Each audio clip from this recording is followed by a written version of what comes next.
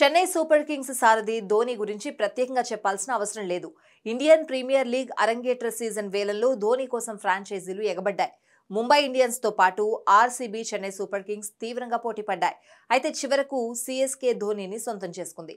గత 15 సీజన్లుగా చెన్నైకి ఆడుతున్న ధోని ఆ జట్టును 5 సార్లు ఛాంపియన్గా నిలబెట్టాడు.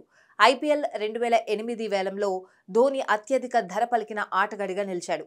అప్పుడు అతను దాదాపు 6 కోట్లు పలికాడు. అయితే విచిత్రకర పరిస్థితుల్లో ధోనిని ఆర్సీబీ తీసుకోలేకపోయిందని అప్పటి ఆక్షనీర్ రిచర్డ్ మ్యాడ్లీ ఓ ఇంటర్వ్యూలో తెలిపాడు. అప్పటికే ఆర్సీబీ ఇంకా తమ ఫ్రాంచైజీ పేరు ఖరారు చేసుకోలేదు. బెంగళూరు పేరుతోనే వేలంపాటను ప్రదర్శించింది. అయితే బిడ్డింగ్ రూల్స్ ప్రకారం ఆ జట్టు వెనకడుగు వేయాల్సి వచ్చింది అని చెప్పుకొచ్చాడు. టీమ్ ఐకాన్ ప్లేయర్ కంటే ఎక్కువ ఫీజు మరే ఆటగాడికి ఉండొద్దనే నిబంధన కారణంగా ఆర్సీబీ వెనకడుగు వేయాల్సి వచ్చింది. ఆర్సీబీ అప్పటికే రాహుల్ ద్రావిడ్ను తమ ఐకానిక్ ప్లేయర్గా ఎంచుకుంది.